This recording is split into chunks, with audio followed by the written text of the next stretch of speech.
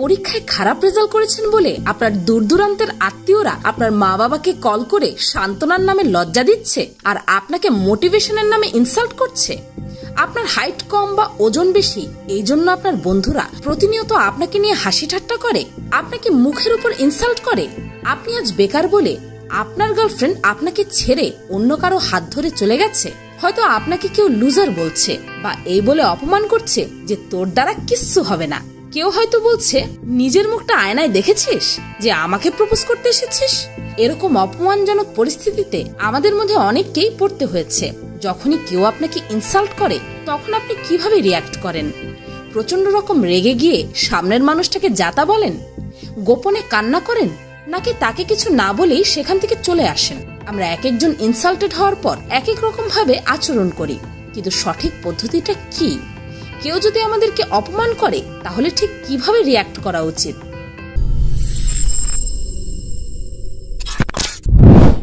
Number 1, no reaction, অর্থাৎ কোনো প্রতিক্রিয়া না দেওয়া। এখন এই পয়েন্টটা শুনে অনেকেই নিশ্চয়ই ভাবছেন এইটা কি কথা, ভিডিওটা দেখতে আসলাম, অপমানিত হওয়ার পর কিভাবে তার উচিত জবাব দেব, আর আপনি বলছেন কোনো রিয়াকশনই না দিতে। যারা যারা এমনটা ভাবছেন তারা শুনুন, রিয়াকশন না দেওয়াটা কখনো কখনো রিয়াক্ট করার বেস্ট পদ্ধতি। আজ আপনাদেরকে গৌতম বুদ্ধের একটি গল্প শোনাই। যে গ্রামে গৌতম বুদ্ধ থাকতেন সেই গ্রামের প্রায় সকলেই তাকে অত্যন্ত সম্মান করত, কিন্তু কিছু কিছু মানুষ ছিলেন যারা তাকে দুচক্ষে দেখতেই পারত না। ভালোর সাথে মন্দ তো থাকবেই, সম্মান করার মানুষ থাকবে আর সমালোচনা করার মানুষ থাকবে না, তা তো হয় না। সেই গ্রামের কিছু মানুষ গৌতম বুদ্ধকে দেখতেই পারত না। একদিন একজন খারাপ ব্যক্তি বুদ্ধের সামনে এসে তাকে যা তা বলে অপমান করতে শুরু করে। যা মুখে আসলো তাই বলল, তুই বেটা 1 নম্বরের ভণ্ড, জ্ঞান দিতে আসছস? তোর মতো ভণ্ডদেরকে গ্রাম ছাড়া করা উচিত, খাইয়া লইয়া কাম নাই, জ্ঞান দিতে আইছে। তার এই কথাগুলো শুনে বুদ্ধদেব কিছুই বললেন না। কিছু বলা তো দূরস্থান, তার চেহারার রিয়াকশনটা পর্যন্ত একটু বদলালো না। আর এদিকে বুদ্ধের অনুসারীরা এক একজন তো থ খেয়ে আছে। আবার কেউ কেউ তো এই ভেবে রেগে গেছে যে এত বুদ্ধিমান হওয়া সত্ত্বেও তিনি তার অপমানকারীকে উচিত শিক্ষা কেন দিলেন না। এদিকে বুদ্ধের কোনো রিয়াকশন না পেয়ে যে তাকে এতক্ষণ অপমান করছিল সে আরো বেশি রেগে যায়। তারপর আরো কিছুক্ষণ বুদ্ধের উপর রাগ ছেড়ে সে চলে যায়।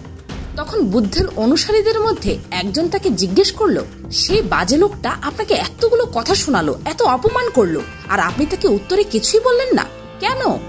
তখন বুদ্ধদেব বললেন, আচ্ছা তুমি আমাকে একটা প্রশ্নের উত্তর দাও তো, যদি তুমি কাউকে কোনো উপহার দাও আর সে যদি সেটা না নেয় তাহলে সেই গিফটটা কার কাছে থাকবে? তখন তার সেই অনুসারী বলল, কার কাছে আবার? আমি যদি কাউকে গিফট দেই আর সে যদি সেটা না নেয় তাহলে তো সেটা অবভিয়াসলি আমার কাছেই থাকবে।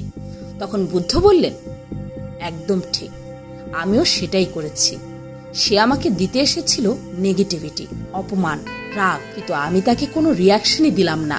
আর এভাবেই তার দেওয়া সকল কিছু আমি তাকেই ফিরিয়ে দিলাম, আর তার সেই নেগেটিভিটি, অপমান, রাগ সবকিছু তার কাছেই রয়ে গেল।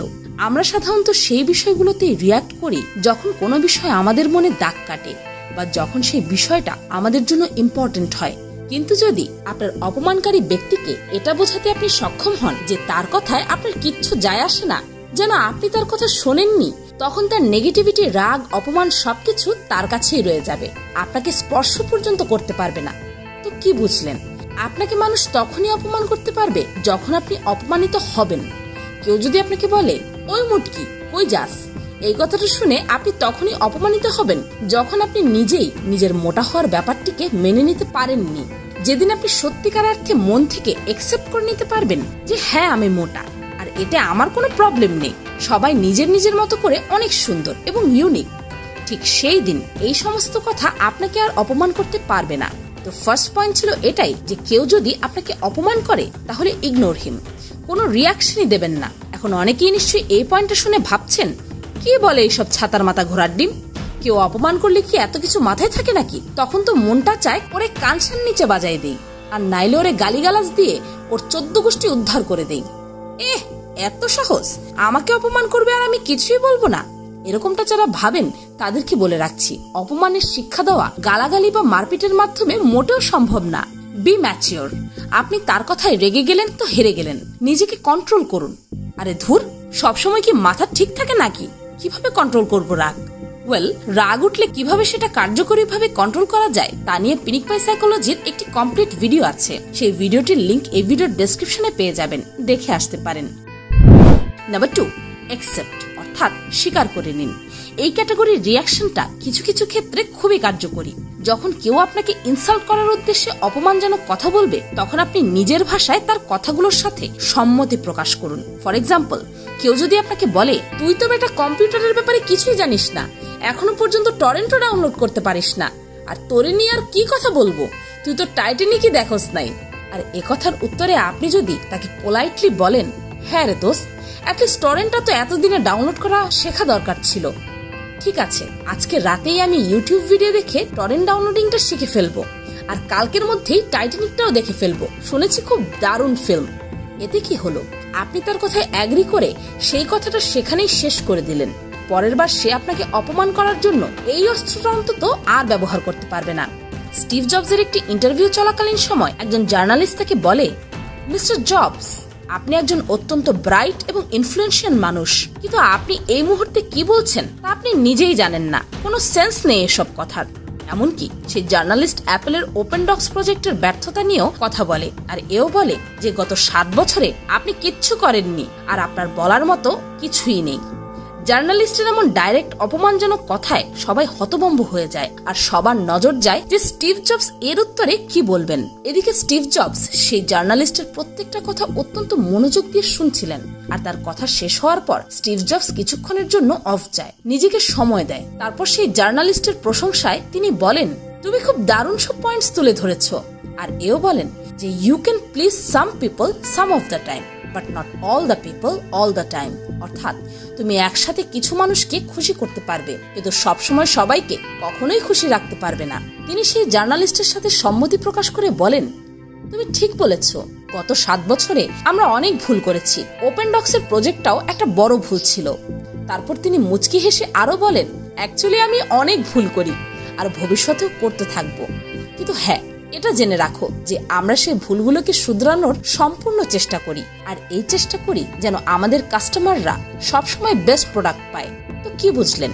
এখানে স্টিভ জবস তার অপমানকে সম্মতি জানিয়ে সেই কথাগুলো নিজের পক্ষে নিয়ে আসলেন, আর সেখানে থাকা প্রত্যেকটা ব্যক্তি এটা বুঝে গেল যে স্টিভ জবসের বুদ্ধি কি পরিমাণ।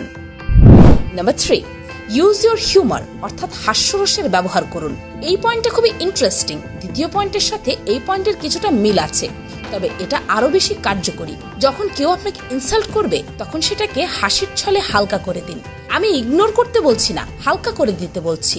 ফর এক্সাম্পল, কেউ যদি আপনাকে বলে, আরে ভোটকা, আর কত খাবি, ফেটে যাবি তো, হাতির বাচ্চার ওজনও তোর থেকে কম হবে, এর উত্তরে আপনি তাকে বলতে পারেন, হ্যাঁ রে দোস্ত, বাসায় বসে থাকতে থাকতে আর খেতে খেতে কখন যে এত মোটা হয়ে গেলাম বুঝতেও পারিনি।